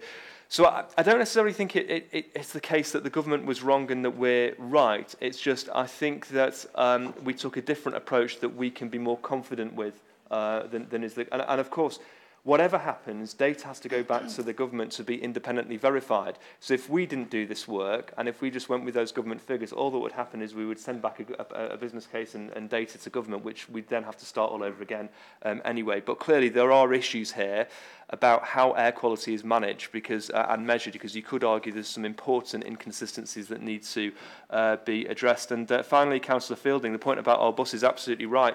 Let me make clear that we're not saying that the bus companies themselves don't have a role to play. There's absolutely, in my view, no excuse to have buses that are 17 years old on the streets of Greater Manchester. My understanding is that in London, you cannot operate a bus if it's older than 5 years. Well, I mean, if that's the case for London, then that has to be the case for the rest of the country, especially urban areas that suffer from air quality issues. So there's absolutely no excuse for that. There's no excuse for bus companies not to be investing in a cleaner fleet as much as they can, but to bring all buses in Greater Manchester up to that compliant level by 2021, I do think requires government support, but we cannot let the bus companies off the hook in terms of what clearly they can do to help address this. And yes, that point about older buses serving more deprived neighbourhoods, I think that's something that we need to address. We need to be clear about that and also say to the bus companies that that's not acceptable. You don't put your cleanest buses just on the most profitable routes or the ones where there are a showcase for your network in Greater Manchester. You take into account the impact of your buses on the communities that you serve. Well, thank you very much indeed, Alex, and thank you, colleagues, for your contributions. What I believe this points to is the January 25th CA meeting, effectively signing off the proposals that go to government, just to focus everybody's mind. So we've got, in effect, 3 months to get what is a significant plan and decision for Greater Manchester right, allowing time, of course, for consultation with the public. I just want to pick up on what's been said. I mean, it is, of course, going to require significant behaviour change, be that people changing their vehicle or indeed their commute or their daily routine. So, you know, we are going to have to take the Greater Manchester public with us on this journey. And I think it is important just to, in that regard, refer colleagues to Appendix 4, which very clearly sets out the difference between a congestion charging scheme and a clean air or low emission zone. Sometimes these things are conflated in the public mind. They are very different entities. And I think that needs to be challenged wherever it's heard, because a congestion charging scheme is a revenue-raising scheme that applies to 100% of cars simply to use the roads. And colleagues will remember, we've been there before, we're not going back there. That is a different proposal, and that is not on the table, it's not under consideration. A clean air proposal, which the government is requiring us to consider, is about obviously restricting those vehicles that are in breach of the standards. So as we've kind of heard today, that isn't all vehicles, it's 20% of vehicles roughly in Greater Manchester. And our challenge, I think we would all say, is picking up the points that Paul Dennett made and Councillor Fielding made. You know, we can't allow the poorest to be punished as well as being punished by the polluted air and then punished by whatever is done to try and solve the problem. That just cannot be right. And that needs to be at the forefront of our minds when we consider any policy response. But I think Paul Dennett hit the nail on the head. Of course, there is no simple solution, as Sir Richard Lees was saying, no minor change to transport policy that does it. What does it in the long run is an integrated transport system that allows people to make modal shift between modes, where it's easy to move from Metrolink to bus or from rail to Metrolink. And in my view, as I said yesterday, that requires Greater Manchester having more control over its roads, including Highways England, as has been mentioned, more control over our rail system so that it's affordable to people, and well, we actually have a service, which in some places we don't at the moment, more control over our buses, We still await the government to pass the order that will allow us to move forward with bus reform to address the very issues, of really pertinent issues Councillor Fielding raised. More control over our taxis, as we've discussed before. We can't regulate in Greater Manchester for a standard that ensures the quality of those vehicles because of the provision that any vehicle registered anywhere can work anywhere. So we do need significant change from the government, and I think it's right, as Councillor Gnotis has said to us, that this goes as a we will, as long as you also help us. You know, this cannot be just dropped on local authorities. This has to be a partnership with central government, and indeed that was the point that my Metro Mayor colleagues were making when we met in Bristol earlier this week from across the political divide. All of the mayors saying the same thing. This is going to have to be done with significant help from central government, and I would stress that we make that very, very clear in whatever we send back to the government by the end of January. But thank you very much indeed, Alex, for your work on this. And obviously we will have to probably have an update on the work at every CA leading up to that big decision at the end of January. So thank you very much. Okay, colleagues, moving on to item 12, related, and that is, item 11 next, isn't it? Item 11, related, which is approval for corridor management proposals linked to our congestion deal, and also extra expenditure linked to some infrastructure changes, both hardware but also IT, to improve the central function with regard to management of key strategic routes across Greater Manchester, but also the increasing problem of traffic congestion. I think what we've experienced recently is something of a perfect storm across the transport system. Pressure, as always, on our road system. Significant roadworks that are necessary actually to get the extra capacity into the junctions that Alex mentioned, to get the traffic flowing better so that we don't have the concentration of polluted air. So these works are, they're paying for a purpose. But obviously what's made all of our efforts so much more difficult is the collapsing confidence in rail services in the north of England, which I believe has put a significant number of extra cars on the road. So we are facing unprecedented pressure on our road system at the moment, and as we've already agreed, we need to improve the central function to coordinate that and as best as possible manage it. So this is relatively minor expenditure, which has been set out before, but this is allocating that expenditure, particularly to create the corridor management staff that we think will work across boroughs to give that tighter control of what is happening on those key routes. But it also links to something I announced yesterday, as proposed by TFGM, which is to have our 24/7 control function, which the CA approved earlier this year, where we are managing the road network 24 hours a day, 7 days a week, but then to take the information that is available to that control centre and immediately make it available to the operators of sat-nav systems. And what an element of the expenditure proposed here, around £800,000, is to pay for the software that allows us to do that on a regular basis, so that commuters across Greater Manchester are given the most up-to-date route information, which hopefully will optimise journeys and will not simply direct people to areas where the congestion is already higher. So it is actually quite a significant step forward. We will, of course, ensure that this is expenditure that benefits all boroughs fairly, and I think it's important that there is a process of evaluation of this expenditure linked to the congestion deal to ensure that it is delivering real results that make things better.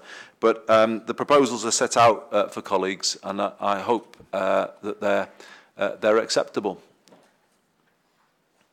Sir Richard Lees.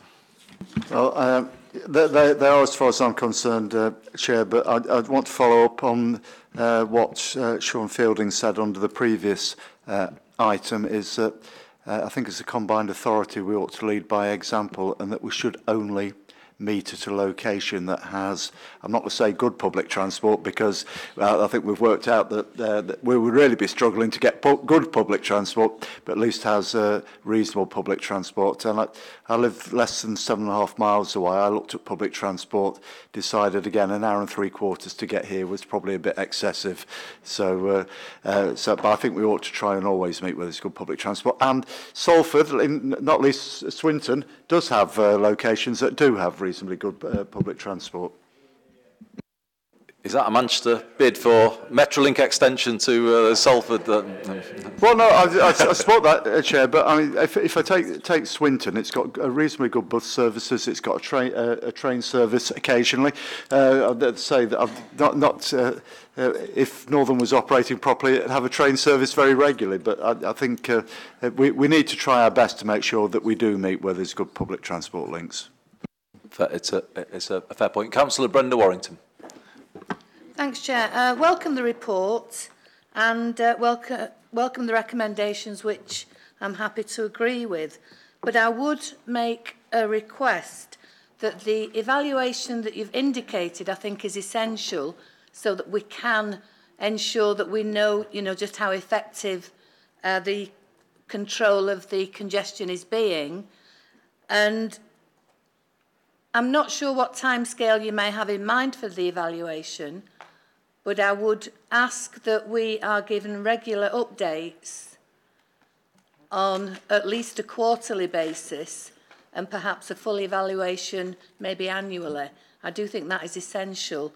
And on item 5 on the recommendations, where there's an indication of 0.15 million going to the local authorities, I would again ask that we all have these difficulties with congestion caused by different things, and I would ask that there is an equal share of that 0.15 million across all 10 districts. That is an equal share. Thank you. Thank you, Brenda. So just on that, I'm going to ask TFGM to circulate a more detailed breakdown than I think it's fair to say we've got in the current paper as to exactly how that expenditure will be shared across the districts. Whether I can say equal today or whether it's about fair, linked to where the pressure is and the problems, that question will be answered by the breakdown, Brenda. So let's get the breakdown, but it's a fair challenge. But on the evaluation, absolutely, we need to ensure that this is money well spent. However, I do believe that strengthening the central function will, in the end, deliver a lot of benefits to boroughs, because if there's more tighter management of the system there, then I think we will all benefit. We can't ignore the potential reputational risk that comes with people saying you can't get around, the Man United team coach and all the rest of it. We are living through a particularly difficult period, I think, with everything that's happening at once, and obviously we've got to manage that together as best as we possibly can. But we are on the way to becoming a city region that's world class in every respect, and we need a transport management system that reflects that. And I think strengthening our central grip, I would say, is a really important part of that. So thank you for the broad support, but I will absolutely take on board the other points that you've made. Okay, colleagues, thank you very much. Thank you. If those recommendations are agreed, we can move on to item 12, again linked. I mean, I don't think we need to prolong the misery and go through all of this again. In some ways, the summary is clear that the figures in the paper tell part of the story, but not all of the story, in that it doesn't cover short formations. There are reports from all over Greater Manchester of trains arriving at platforms short-formed and really serious overcrowding on many routes, and that is fundamentally acceptable. And it's a point I raise every time that I attend Transport for the North meetings. But there's 2 points to mention. One, that performance has got worse again in the very more recent period. on Monday this week, TransPennine ran a third of their train services on time. So 34% on time, clearly 66% not. That is shocking, I would say, and I don't care how many signalling problems or leaf problems they can point to. That is a fundamentally unacceptable level of service to anybody here in Greater Manchester. We deserve a lot better. And actually, TransPennine more broadly are hitting 60% now in terms of their trend reliability, which again is just not good enough. So our focus has been on Northern, but I think our focus increasingly needs to be on TransPennine. I said yesterday that the Transport Secretary needs to demonstrate that the pain of commuters in the north, it matters as much to him as the pain of commuters in the south.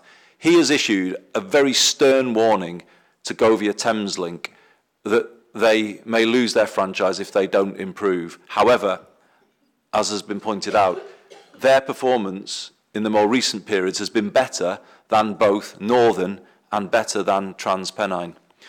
And I am saying that he should apply the same pressure to the train operators here in the north, because at the moment this seems to me like it's a rail industry that isn't feeling any accountability, isn't feeling any pressure to be accountable from the centre. And I'm afraid that just cannot carry on. We are told that the Bolton line will be ready to open in December. I think it's important to reflect that though people have suffered pain everywhere, I think it's our Bolton residents who've suffered more than any other passengers in Greater Manchester. And when that line opens, I'm told that it will unlock a lot of other network-wide improvements. And we need to hold the operators to that. And then we are told that there will be a further significant improvement come the May changes in the timetable next year. But this remains a completely unacceptable situation, and I am trying as best I can to be a voice for Greater Manchester and the North on the national stage to get this over, because we cannot possibly accept what we're being given at the moment. If any colleagues want to come in on that, if not, can I just depress you further by the news that I've kind of been given as this meeting has been ongoing, that the government have today announced a £350 million bailout for Crossrail in London, which has been delayed. Just, £350 million, not much. I think that says it all, doesn't it? It says it all. And I just don't think we can be quiet where situations like that are just handed over, and where the travelling public in the north of England continues to be treated, in my view, as second-class citizens. Councillor Warrington, I've provoked you into life with that revelation. I'm afraid you have, yes. Because part of the report here indicates that, again, in Tameside, one of our stations at Mosley, now people can be stood there waiting for trains, but the trains just do not stop. And this is on the Huddersfield to Manchester line. And it is grossly unfair. It was a well-used station.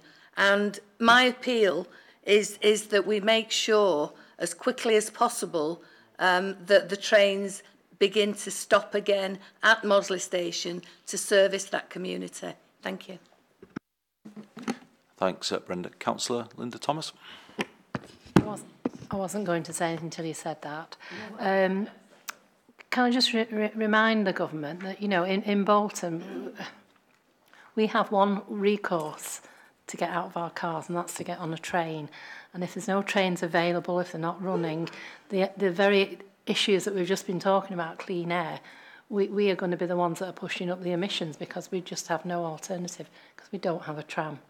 And it's really galling what you just said now, because I know Grayling came up here, and the apathy that man has displayed towards us is astounding. And I really do think that we need to keep pressing the issue, and we need to keep raising it on behalf of the public. Well, thank you to you both.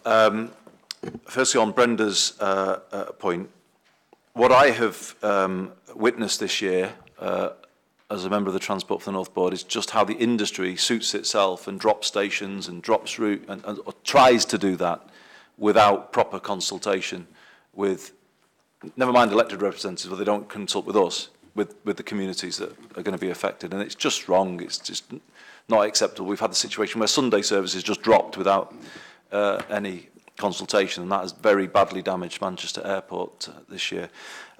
So all I can say, Brendan, is that I will take back what you have said today to the Transport for the North Board, and I will fully support you in saying that a service has to be reinstated for residents of Mosley without any delay at the first opportunity.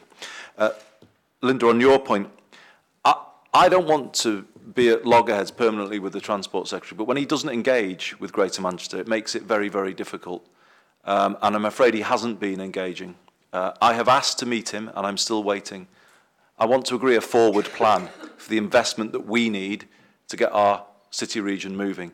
And as we all know, that is investment around central Manchester, the capacity through Oxford Road, Piccadilly, to get the full benefits of the Ordsall Chord.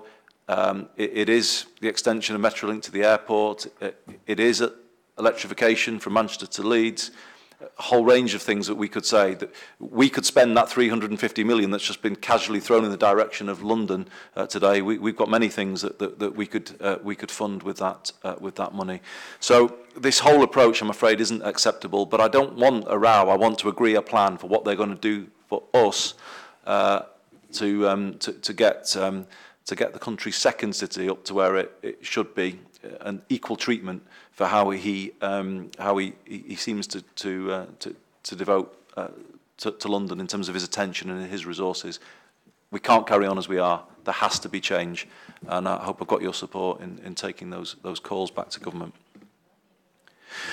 Okay, thank you very much indeed, colleagues. I've got one eye on the time because I have to catch a train. Yeah, maybe soonish.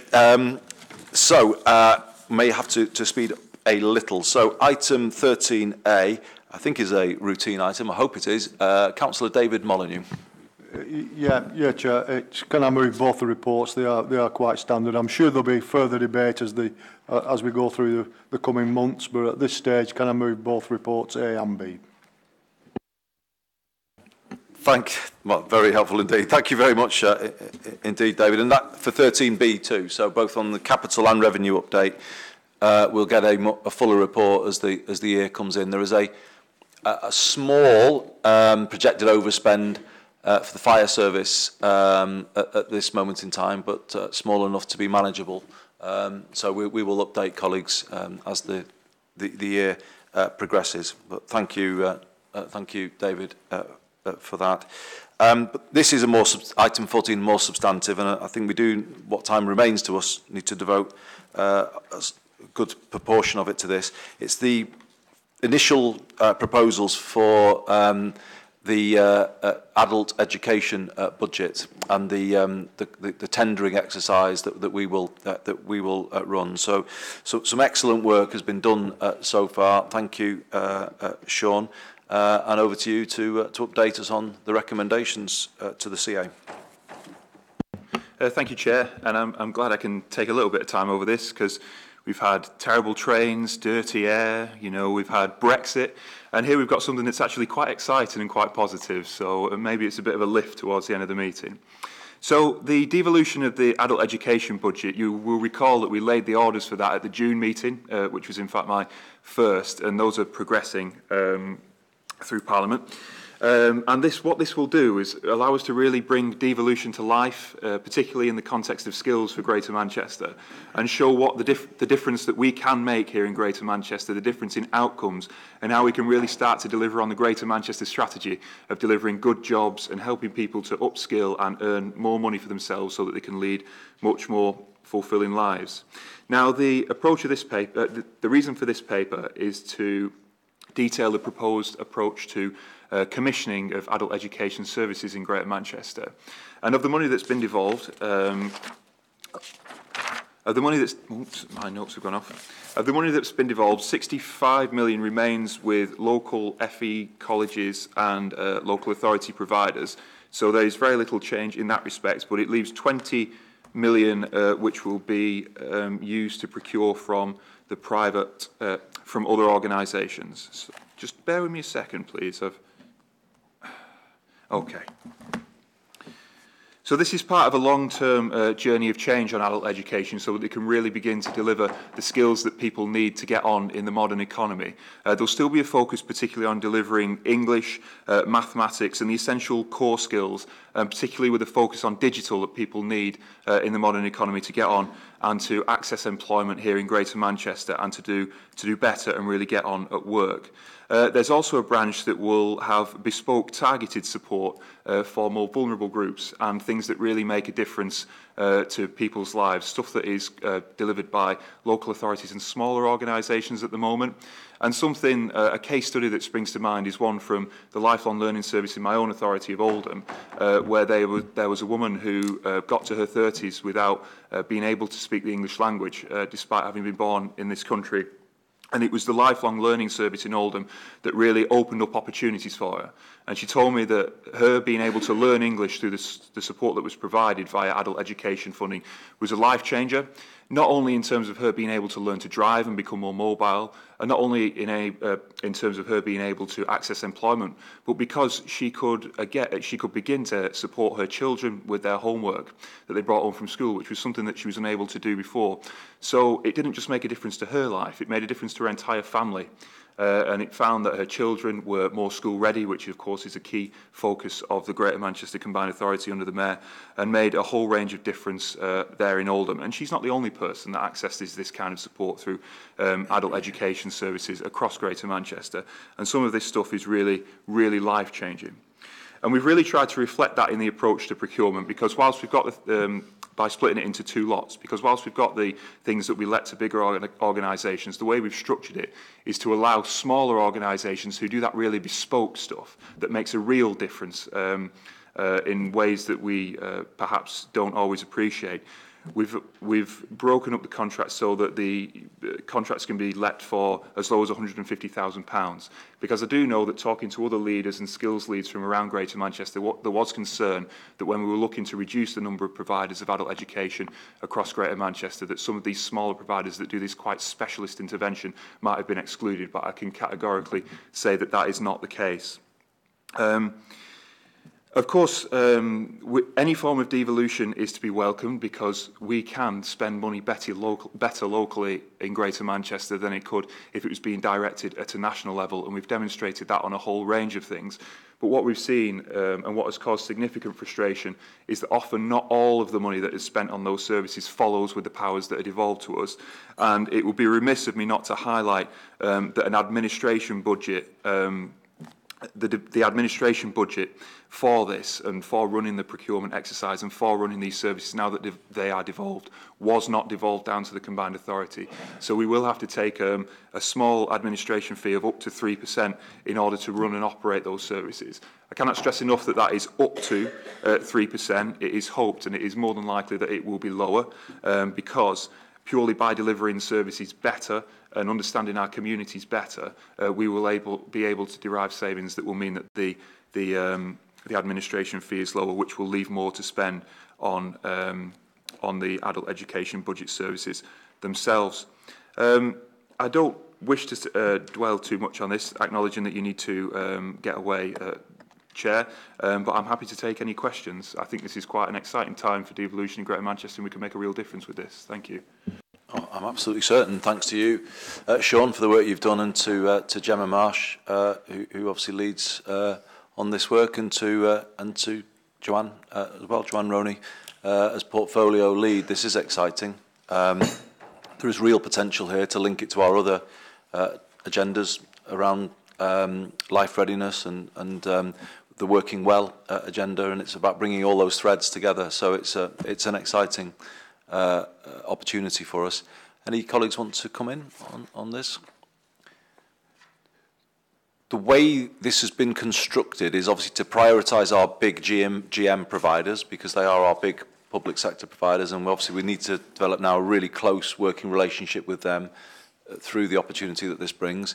There is then a kind of second pot or tier of funding that will be for those other providers, the voluntary or other third sector private providers that are operational in GM to be able to bid.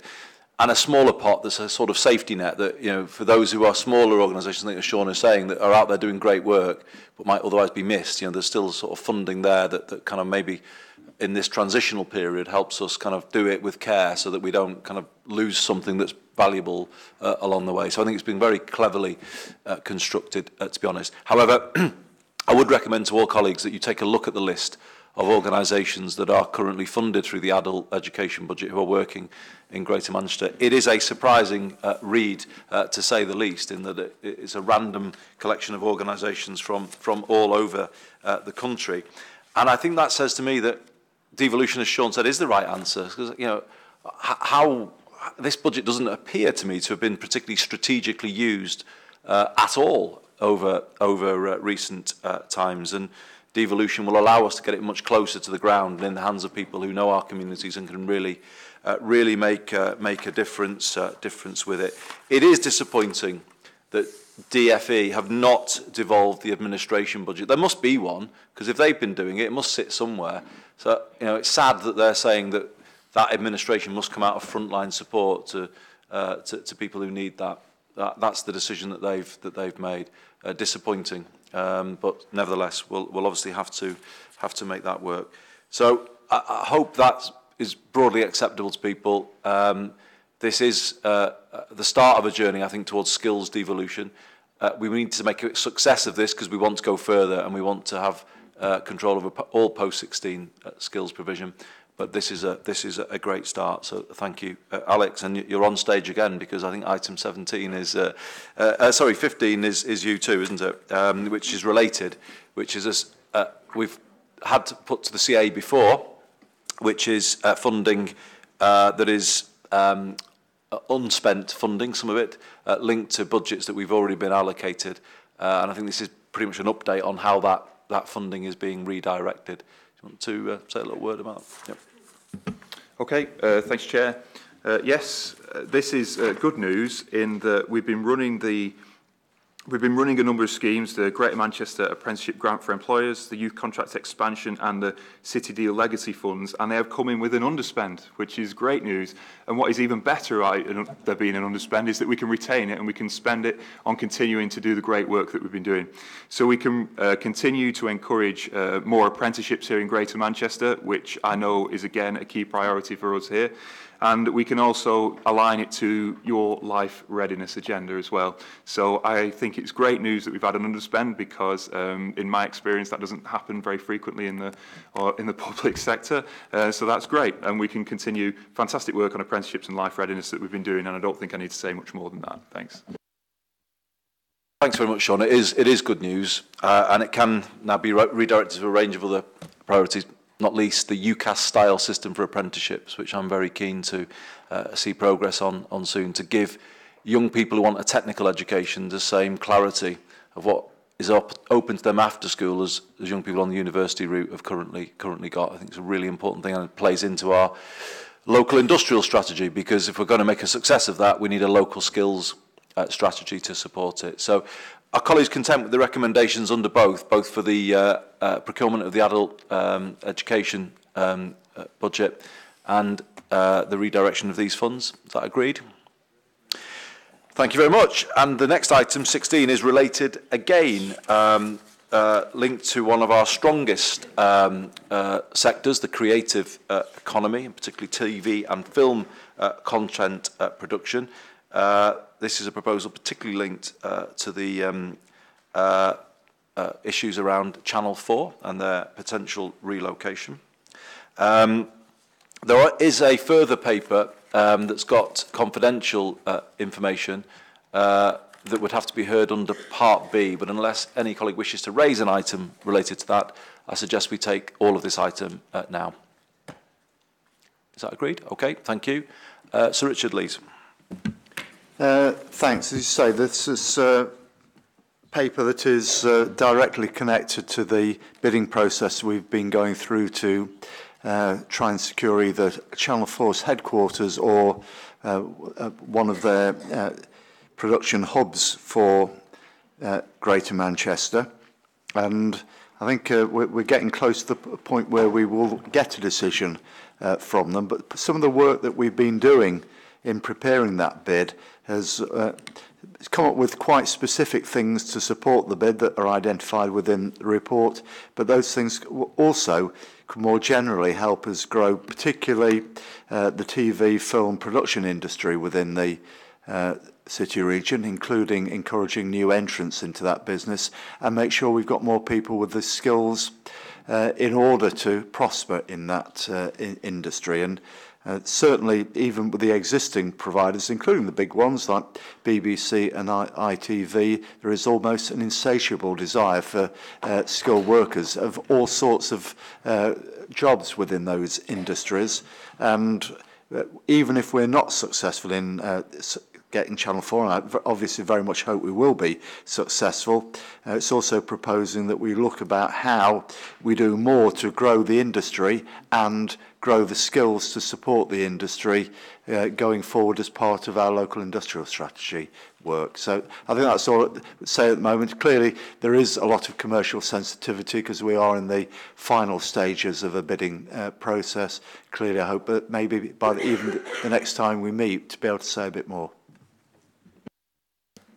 Thanks very much indeed, Richard. But the strength of this proposal, I think, reinforces why Greater Manchester has got a very strong case, given the quality not just of our industry, but also the skills proposals that we've got through organisations like Sharp Futures and others. So, unless colleagues would want to raise anything on this item. If not, thank you, Richard, for all the work you've done on this. That brings the agenda to a close, colleagues. The reason for my swift departure is to represent you all and Greater Manchester at the launch of the Care Leavers Covenant by the government in Birmingham. In this instance, I think we are in agreement with the government that this issue is something that the country needs to turn more attention to, the way we support care leavers. Indeed, it's what we've been doing here in Greater Manchester, and I will want to point very much to the fact that all 10 of our councils work together to give our young people leaving care exemption from council tax, and it was very much a proposal that I first saw in Rochdale, and it's been brilliant that everybody has followed that, and it will obviously be given national prominence today, but this transcends party politics. There is so much more we could help, particularly those young people, become ready for adult life, and I'm pleased that Greater Manchester is part of that, the forefront of that work. So I will be representing you on that later this afternoon. So thanks very much, everybody, for your attendance today. Thanks again to the AJ Bell Stadium for hosting us, and see you next month. Thank you.